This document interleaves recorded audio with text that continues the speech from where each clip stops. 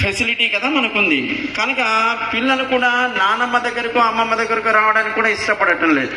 కలిగినటువంటి మహనీయుడు. మనం చూస్తున్నటువంటి రూపం ఏం రూపం? అవతారంలో ఉన్న రూపం ఏంటి?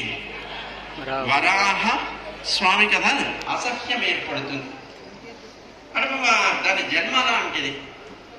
ఎక్కడో పెట్ట మీద తిరుగుతూ, ఎక్కడో మురికి గుంటల్లో తిరుగుతూ, మన అవతారంలో ఎక్కడో స్విమ్మింగ్ పూల్ ఉంటే మన పిల్లలు పోయి ఎంత హాయిగా ఉదయం దిగిన దగ్గర నుంచి రాత్రి దాకా స్విమ్మింగ్ పూల్ నుంచి బయటికి రాకుండా ఎండాకాలం ఎలా ఆనందిస్తారు.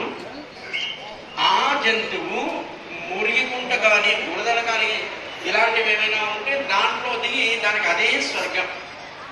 దాన్ని తీసుకొచ్చి స్విమ్మింగ్ పూల్లో దిగితే దానికి నచ్చదు. దాన్ని బురద గుంటలోనో మురికి గుంటలోనో ఉంచితేనే దానికి ఆనందం.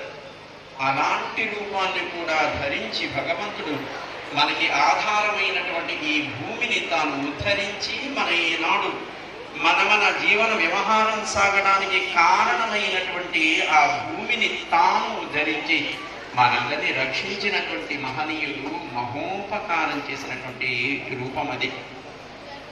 ఏ అవతారమైనా దానికి ఏ రకమైనటువంటి ఎక్కువ తక్కువ అనే ఉండదు.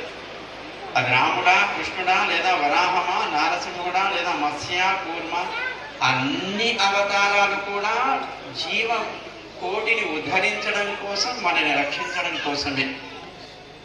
అలాంటి స్వామి తానెవరు? ఆయనకి ఎన్నో పేర్లున్నాయి. ఆయనకి ఎన్నో పేర్లున్నప్పటికీ మనకి ఈనాడు మనం ఒక పేరుతో స్వామిని మనం ఆయన గొప్పతనాన్ని స్మరిస్తూ ఆయన ఒక రథయాత్రని మనం జరుపుకుంటున్నాం. ఏంటా పేరు? జగన్నాథుడు. నాథుడు అంటే అందరికీ యజమాని, నిర్వాహకుడు, అందరినీ భరించేవాడు. నాథ శబ్దం తెలుగులో చెప్పాలంటే భర్త అని శబ్దాన్ని చెప్తారు. భర్త అంటే ఎవరు?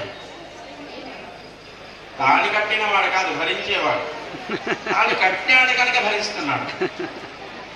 అంటే మనం ఏం చేసినా ఆయన భరిస్తాడు, వాళ్ళు ఏం చేసినా మనం భరిస్తాం అనుకోండి. It is a mutual understanding relationship with love and affection. అది లేకపోతే ఆయన మీరు భరించరు, మిమ్మల్ని ఆయన భరించడు. ఏదో ఒక సంబంధం ఉందా లేదా?